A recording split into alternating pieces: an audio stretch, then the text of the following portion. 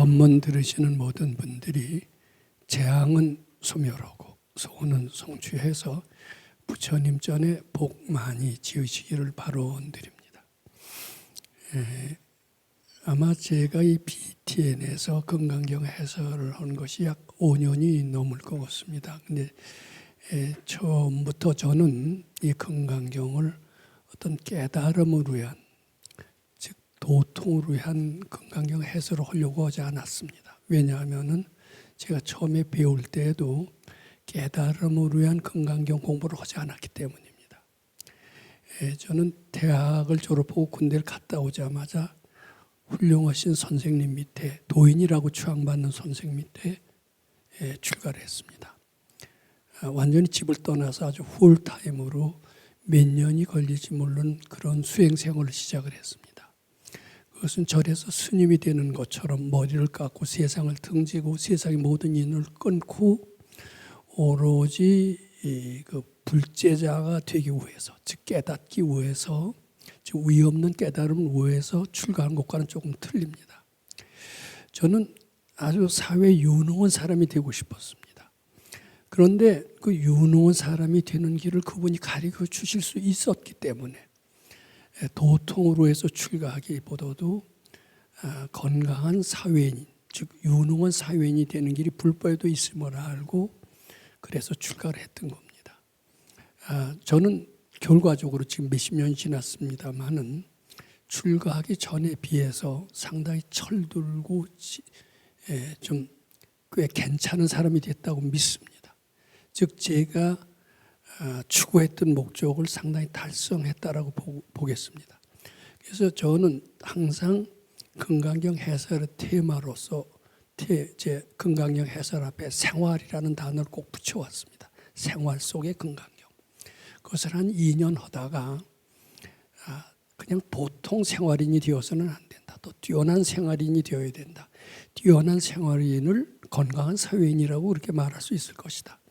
그래서 건강한 사회인이 되는 그런 건강경 해설을 한 3년 했고 지난주로서 32분까지 다 해서 마쳤습니다. 오늘은 이것은 새롭게 건강경 시작하기에 앞서서 총정리하는 시간으로 한번 생각해 볼까 합니다.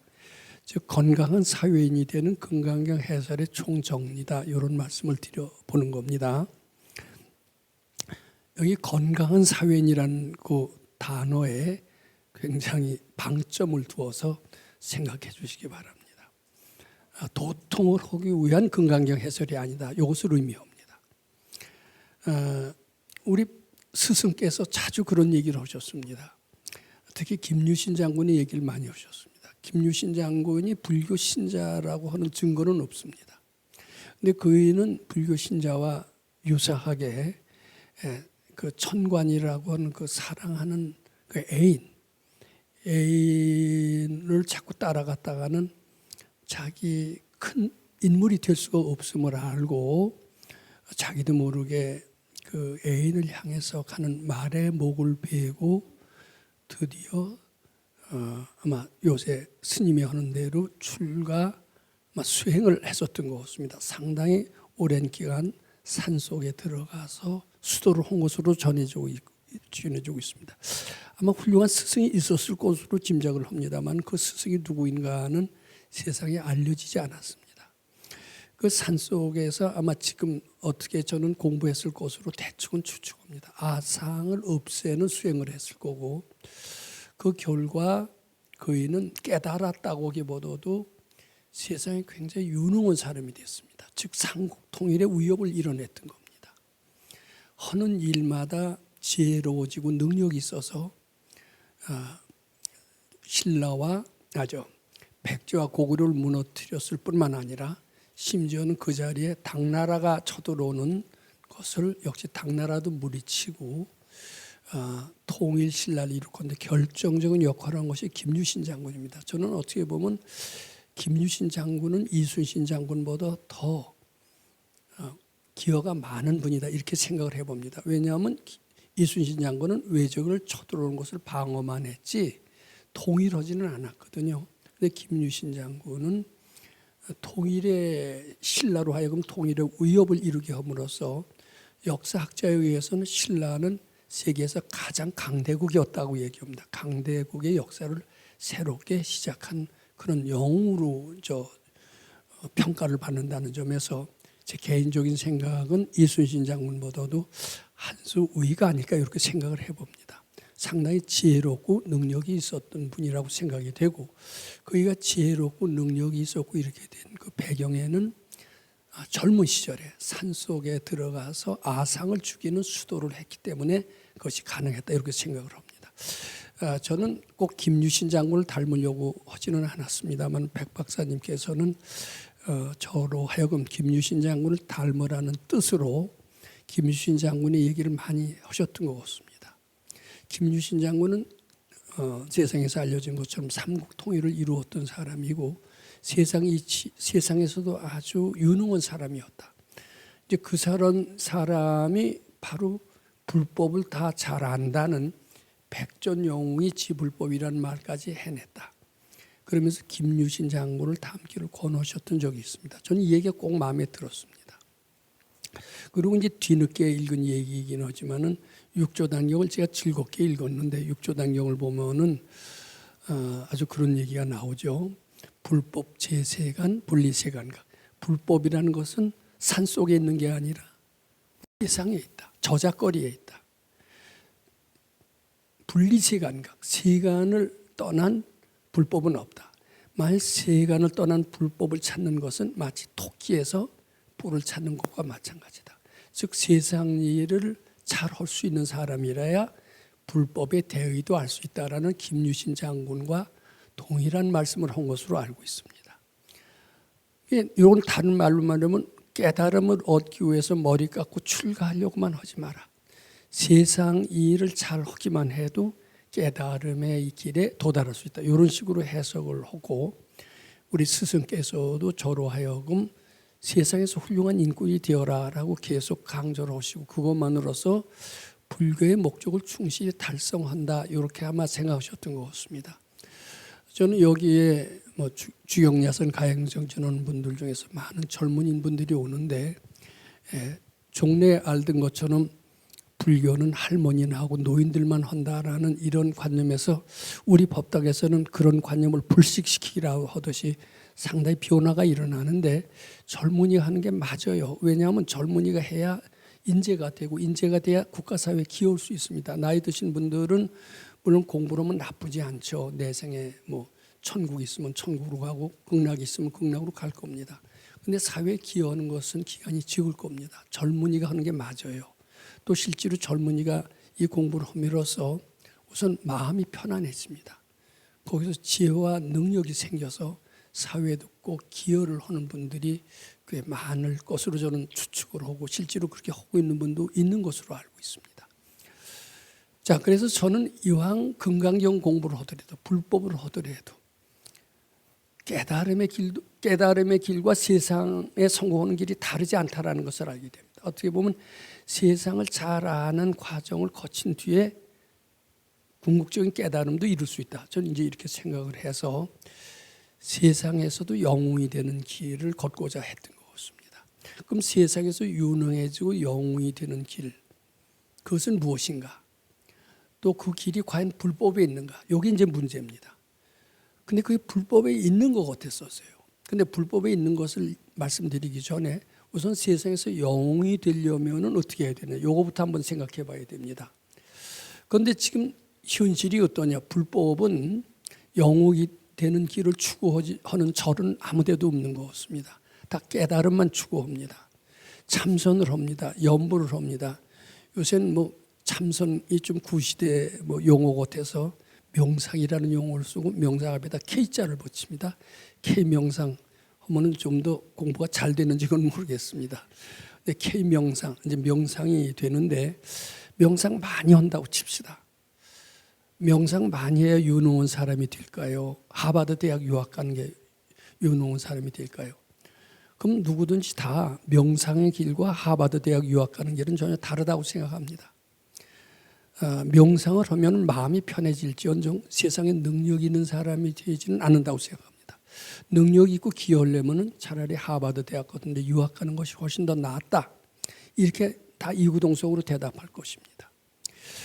저도 이 길과 이 길이 다른 걸로 많이 생각을 했어요. 지금 절에서도 수도에서 마음이 편안해지고 깨달음을 얻는 길과 세상에서 유능해지는 길은 다르다라고 생각합니다.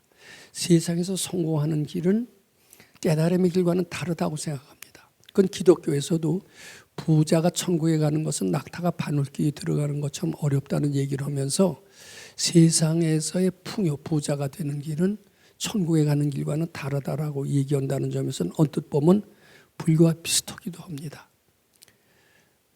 저는 한때 우리 선생님의 가르침을 따라서 장사를 한 적이 있었습니다. 근데 장사를 제가 즐겁게 했다면 장사 성공했을 거예요. 근데 제 마음속에 장사는 내 길이 아니다.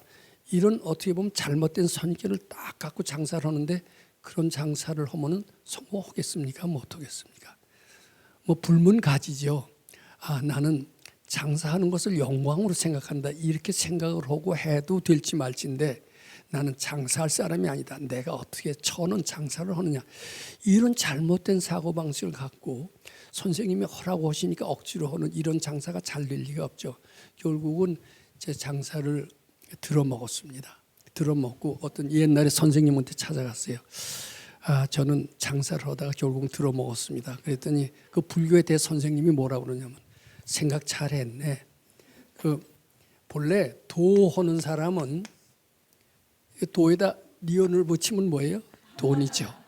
도하고 돈은 비슷하지만 길은 전혀 다른 것일세. 도할 사람은 돈하고는 마음을 띄어야 되네. 이렇게 얘기를 하시는 것입니다. 지금 다 이 불교 학자들, 스님들의 공통된 생각입니다. 과연 도하는 길과 돈 버는 길이 다른 것일까? 저는 그 생각을 한참 했습니다. 돈 벌려고 해도 저한테는 돈이 안 돼요. 근데 이제는 알았어요. 어떤 마음을 갖고 장사를 해야 돈이 되고 어떤 마음을 갖고 하면 안 되고 이것을 이제는 알았습니다. 나는 장사 묵기가 아니다. 이게 굉장히 오만한 생각이에요. 장사 묵기가 어디 따로 타고날 때부터 정해져 있어요.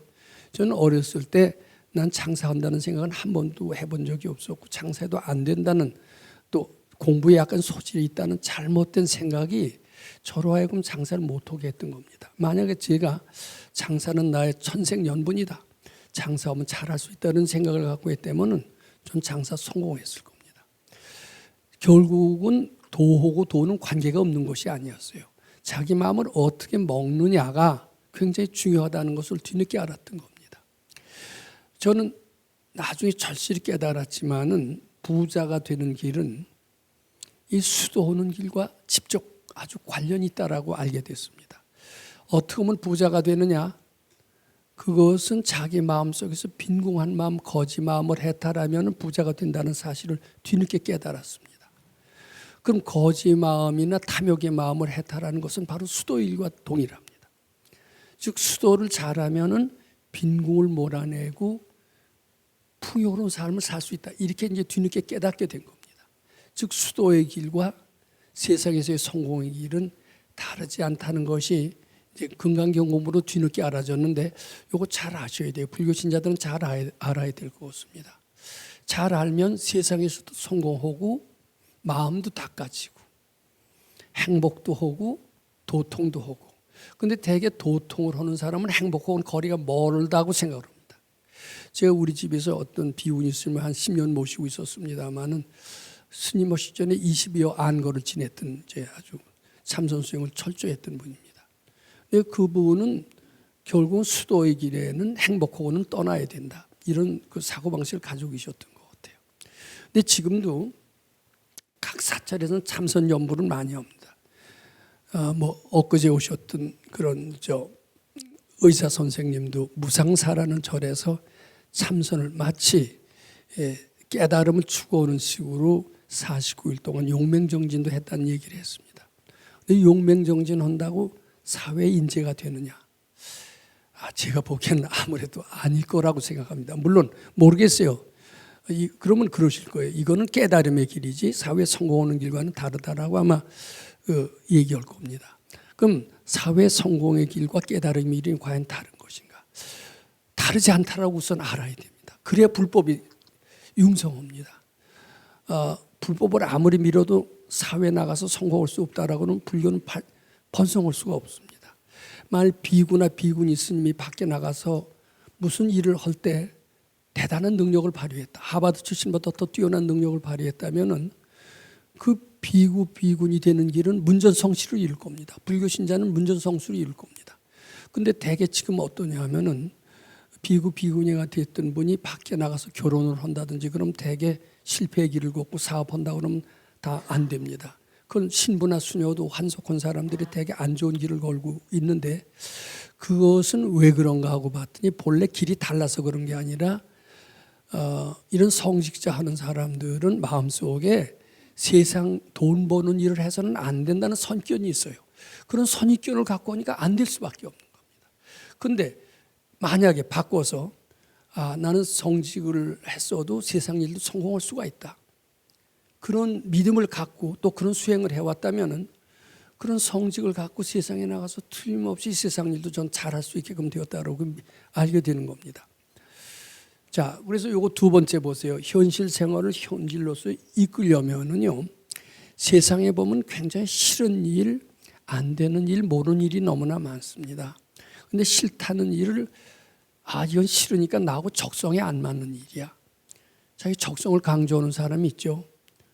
나는 뭐 장사 묶기는 아니야, 저희는 책상 물림이야. 저는 장사를 몇 년 하면서 사람들이 많이 들어와서 그럽니다. 사장님은 장사 묶기가 아닌데요. 근데 기분이 좋아요. 어떻게 저 사람 내 마음을 알까? 그 장사 기분이 좋은 건 뭐예요? 난 장사 묶기가 아니라는 것을 인정하고 있는 겁니다. 그런 사고방식으로 장사가 될까요? 안 될까요? 지금 생각해 보면 참 한심하기 짝이 없어요. 왜냐? 우리 선생님께서 뭐라고 그랬어요? 나는 장사 묶기가 아닌 생각도 착각인 줄 알고 바치라고 그랬죠. 바쳤어야 안주하고 있었어요. 그러니까 그렇게 4년을 공부했어도 못 깨친 겁니다. 못 깨치니까 4년이라는 세월이 혹독하고 지루했고 괴로웠던 겁니다. 자기 생각을 바꾸는 것이 세상의 성공의 길이고 유능의 길이라는 것을 이론적으로 알면서도 장사만은 내가 못해 먹겠다, 이 생각이 저를 꽁꽁 묶여두게 하고 저를 지옥으로 만들었던 겁니다. 근데 웃으시지만 저보다 별로 나으시지 않을까. 근데 지금이라도 깨달으셨으면은 죽기보다도 하기 싫은 일이죠. 그걸 딱 시켜요. 제가 시키면은 인상을 쓰십니까? 감사합니다 하십니까? 되게 인상이 써질 겁니다. 그래서 이게 꼭 그렇습니다. 이게 정말 제가 경험입니다. 뼈저는 경험이에요. 근데 언제 이제 제가 좀 세상이 즐거워지고 건강해졌냐 하면요, 나는 장사 묶기가 아니야, 이 생각을 버릴 수가 있었습니다. 그것이 제가 세상을 아주 즐겁게 살 수 있었던 원동력이 되는데 그거 되게 어렵더라고요. 누가 어떤 분이 국제고집이라고 하는데 저도 국제고집에 걸맞을 정도로 못된 고집이 있었던 것 같습니다. 즉요, 이게 싫은 게 참 많아요. 일이라는 게 다 싫죠. 일만 싫은 게 아니라 학교 공부 좋아요, 안 좋아요? 학교 공부 싫죠. 마라톤 선수 황용조가 그런 얘기를 합니다. 마라톤 하라고 하니까 달리는 기차 속으로 뛰어들어가고 싶더래요. 이게 마라톤 선수들은 마라톤 즐겨할 거겠죠.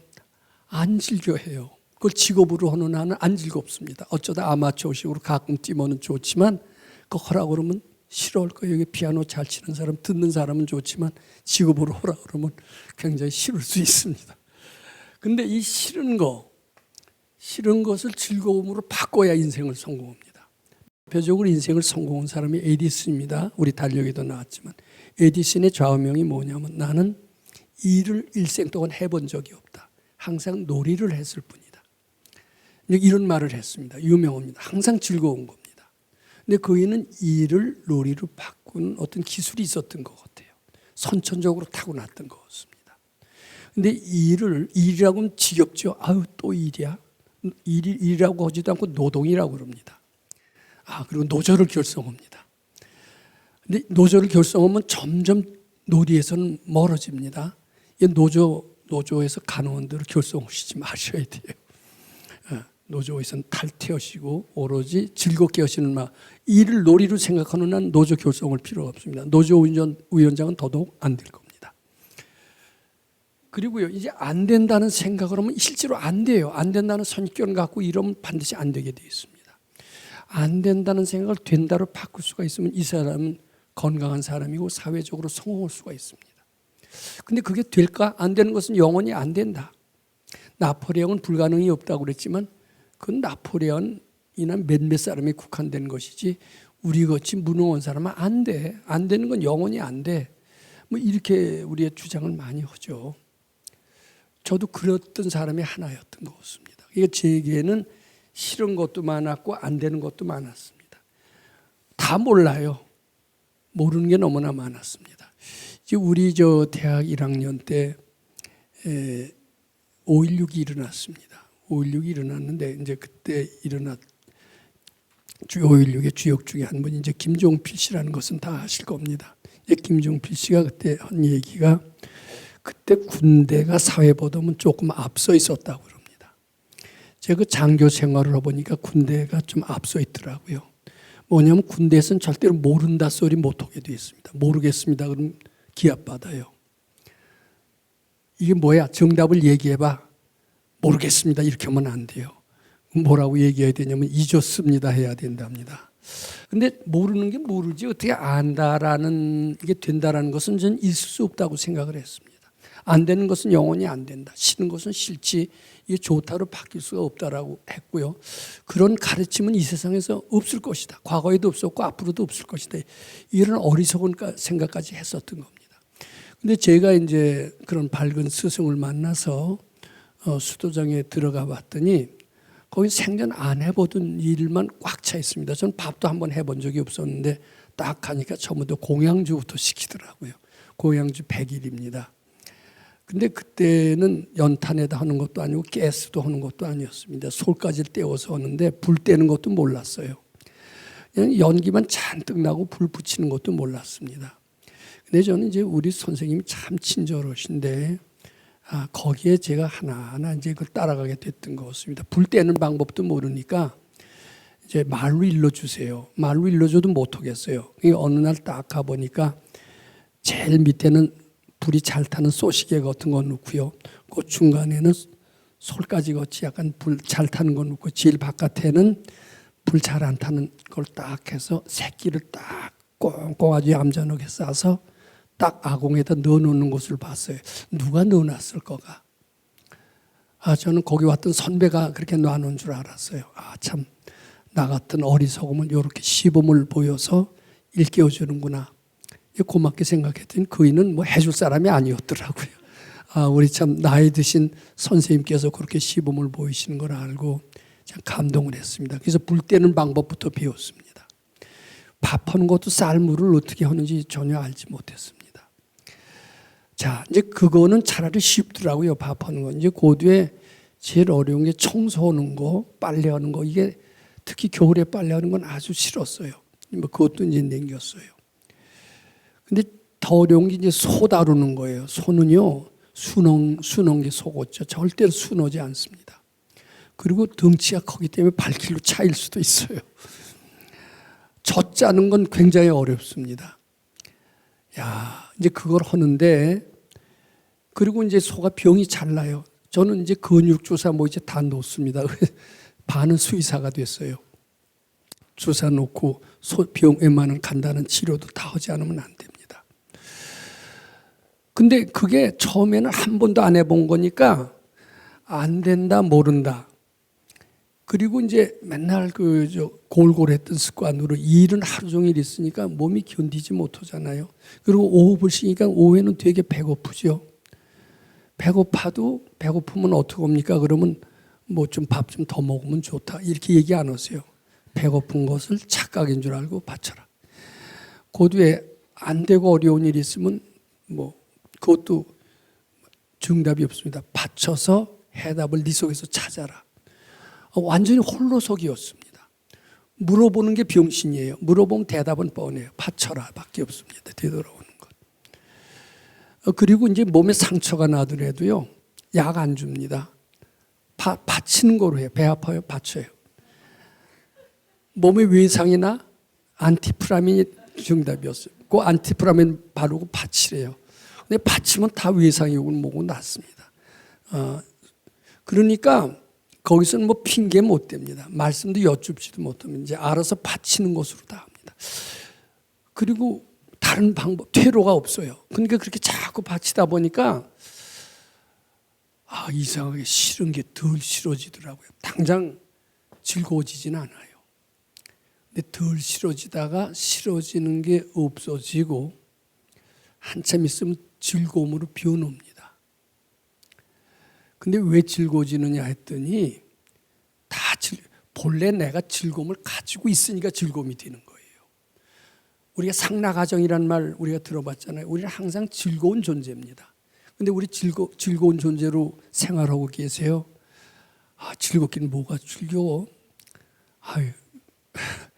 죄송합니다. 누구 흉내내서 100일 출가고 첫날부터 나갈 생각부터 했는데요. 뭐 이럴 수가 있습니다.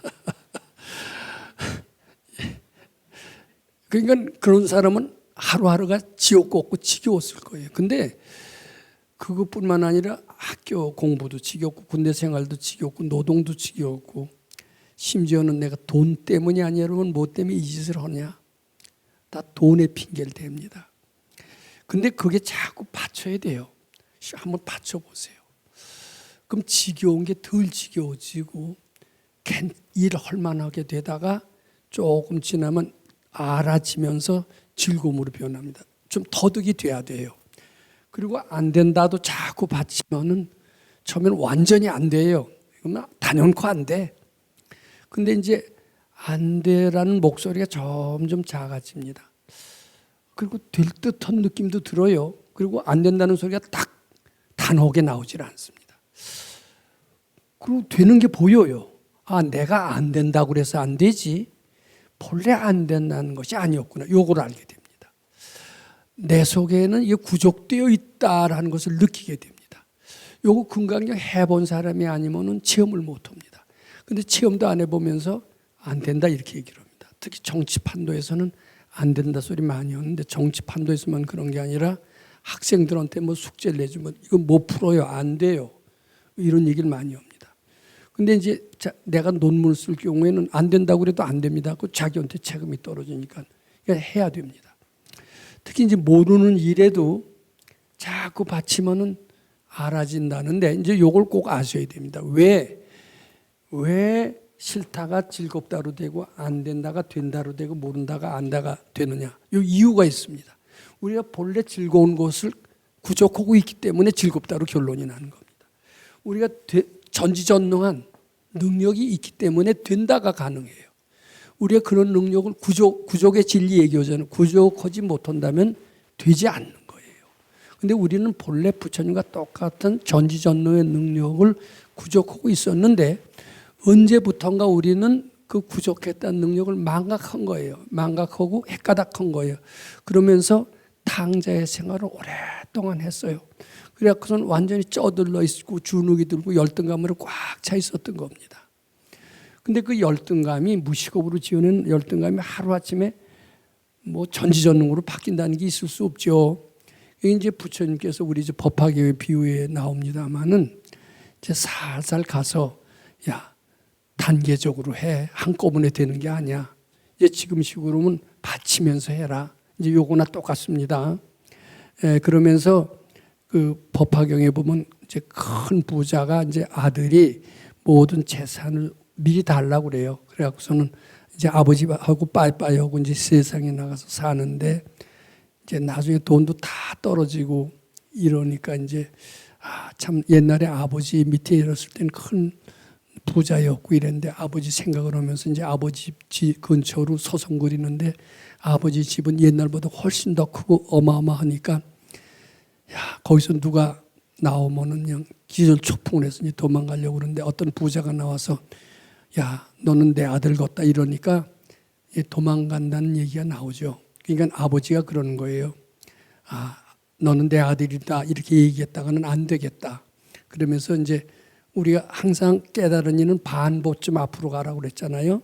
이건 그 탕자와 비슷한 정도의 옷을 입고 그래 난 네 친구가 돼줄 테니까 저 부잣집 가서 같이 일하자 이러는 거예요.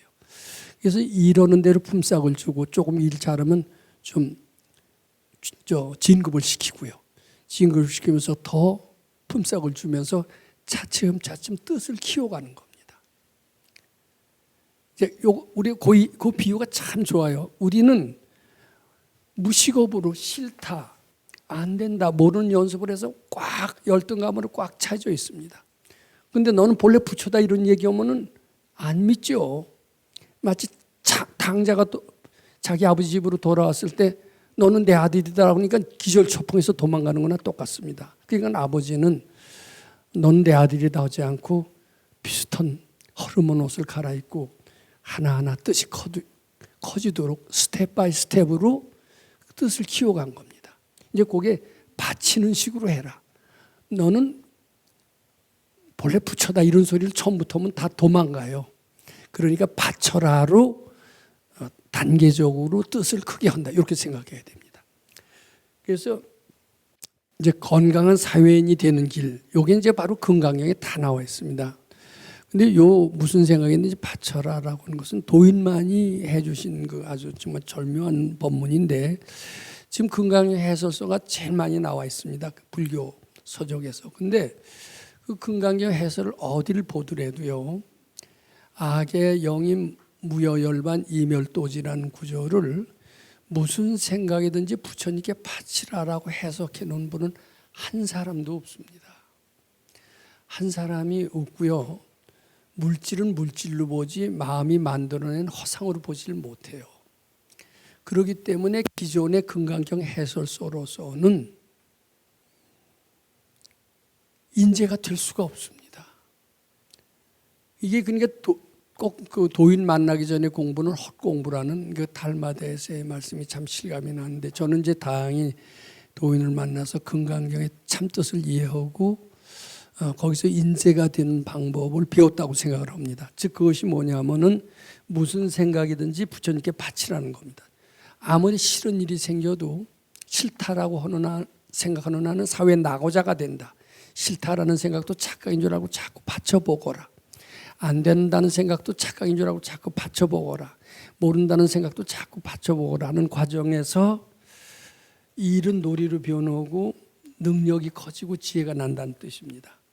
그럼 이제 세상에는요, 음과 양의 이치가 있듯이 모두 음양 이온화되어 있는 것이 세상의 특징입니다. 세상은 대개 고루 가득 차 있다라고 얘기를 합니다. 우리는 생로병사의 사고를 얘기하고 구부 듣고 원중하고 이제 구하는 거 못 구하고 또 미운 사람 만나는 거 또 사랑하는 사람 헤어지는 거 얼마나 쓰라립니까? 이런 팔고를 부처님이 말씀하셨죠. 근데 그 고통의 세상에서 고통을 낙으로 바꿔주는 가르침. 고통은 고통이지 어떻게 낙으로 바꿔질까? 저는 안 된다고 생각을 했습니다. 그 어렸을 때 감수성이 강했을 때입니다. 어렸을 때 무슨 소설을 많이 읽었습니다. 소설 읽을 때 지극히 사랑하는 사람들이 어쩔 수 없이 헤어지는 과정에서 소설 속에서도 그 주인공들이 웁니다. 그럼 저도 따라서 많이 울었던 것 같아요. 그러면서 가슴이 터졌어요. 이별의 고통이 이렇게 심한가. 책 속에서 저는 아주 심각하게 느꼈습니다. 그 고통에서 벗어나는 길은 없는가. 아마 영원히 없을 것 같아요. 그 책을 읽었을 때는.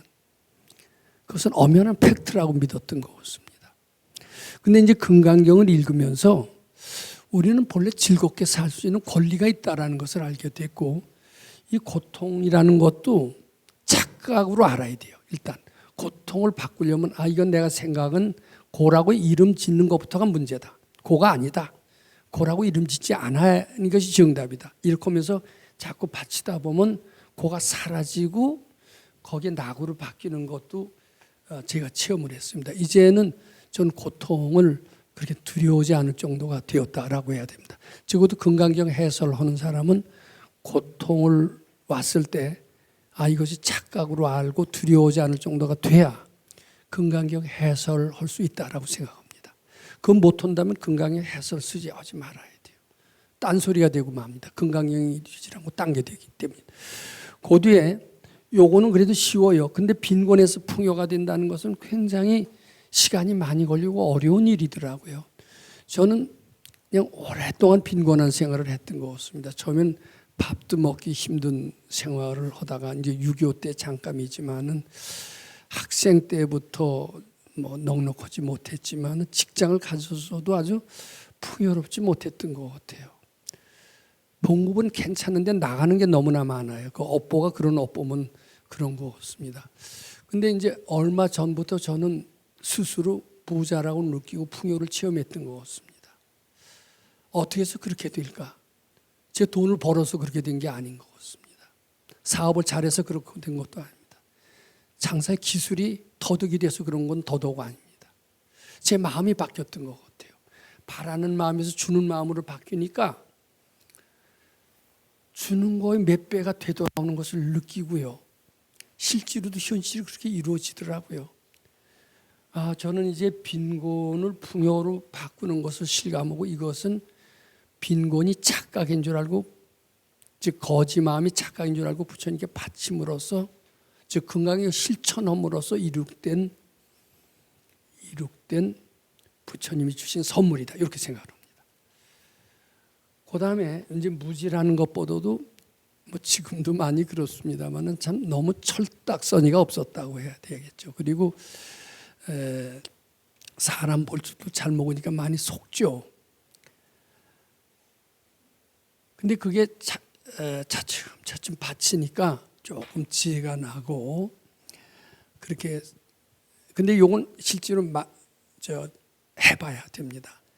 사람 볼 줄 알게 되는데, 특히 이제 저는 요때가 참 기뻐요. 새벽에 일어나서 건강형 읽으시죠. 요새 참.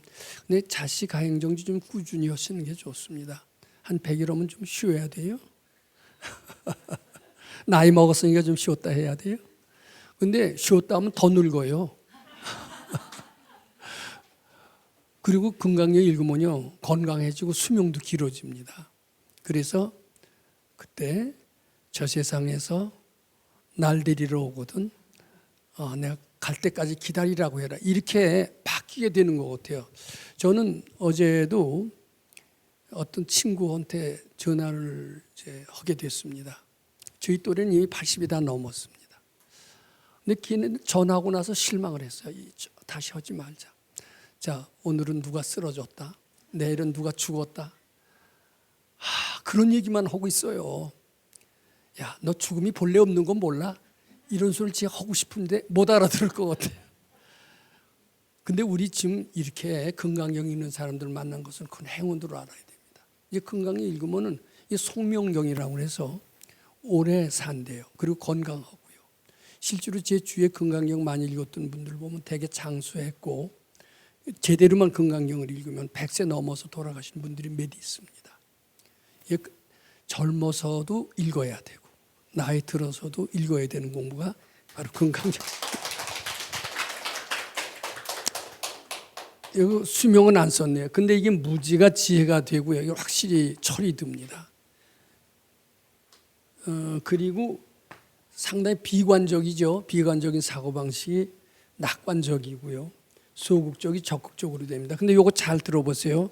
왜 우리는 고가 낙이 되고 빈곤이 풍요가 되고 무지가 지혜가 되고 비관이 낙관이 되고 소극이 적극이 되느냐. 이것은 우리가 본래 낙을 구족하고 있기 때문에 가능한 거예요.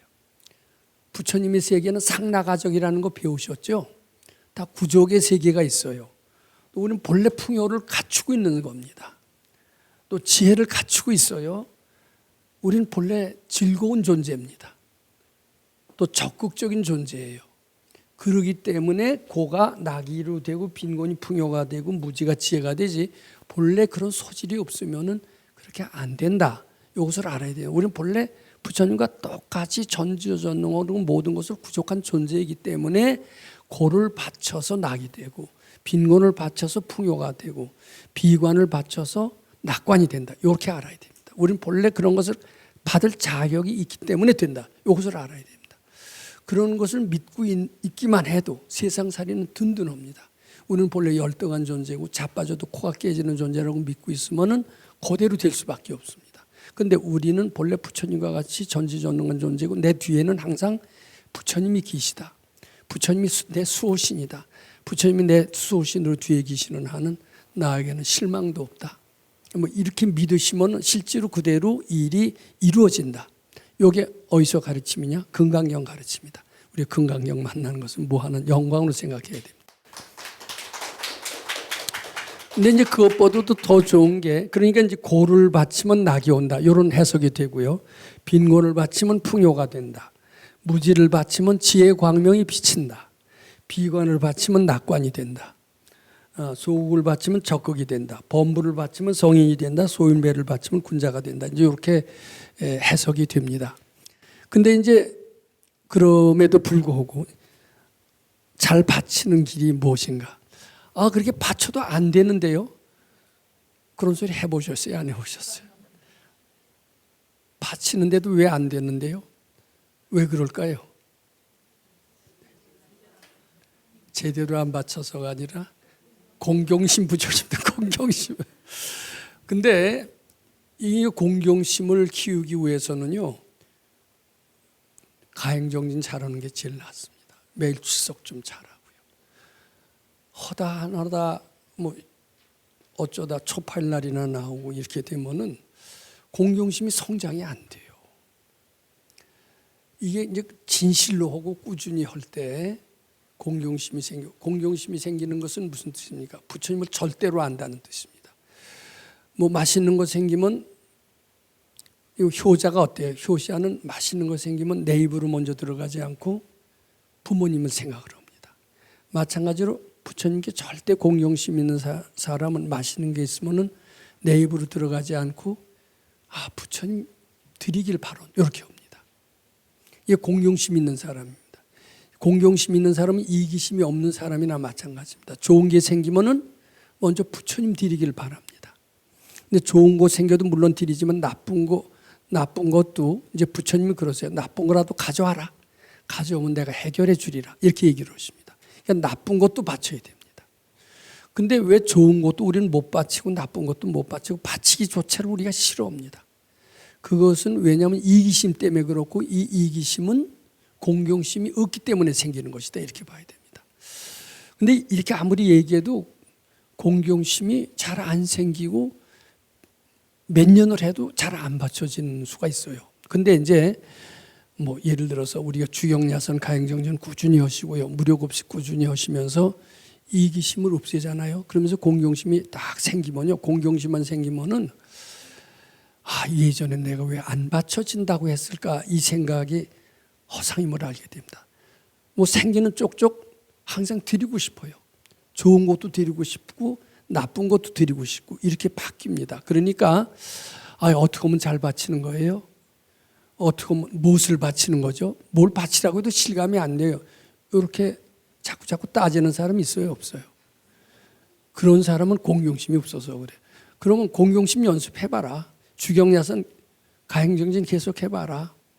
그리고 무보손일 계속해봐라. 공경심만 생기면요. 뭘 바치라는 거예요? 어떻게 바치라는 거예요? 바치면 정말 돼요? 이런 의문이 싹 없어집니다. 그러니까 그런 의문 내는 사람은 내가 아직 이기심에 머무르고 있다. 부처님 공경심이 없기 때문이다. 이렇게 생각하면 됩니다. 공경심만 있으면은 뭐 가르쳐주지 않아도 돼요. 항상 저절로 드리고 싶은 거래요. 그리고 오로지 부처님만이 절대가 되는 겁니다. 자, 그래서 이게 금강경 3분만 잘 알면은, 즉 무슨 생각이든지 바쳐라. 3분을 잘 해석하고 실천하기만 하면은 모든 안 좋은 것은 다 좋은 것으로 바뀔 수가 있고, 즉 건강한 사회인이 되고, 건강한 사회인이 되는 길은 밝아지기 전 단계가 된다. 그래서 드디어는 밝아지는 길도 일으킬 수 있다.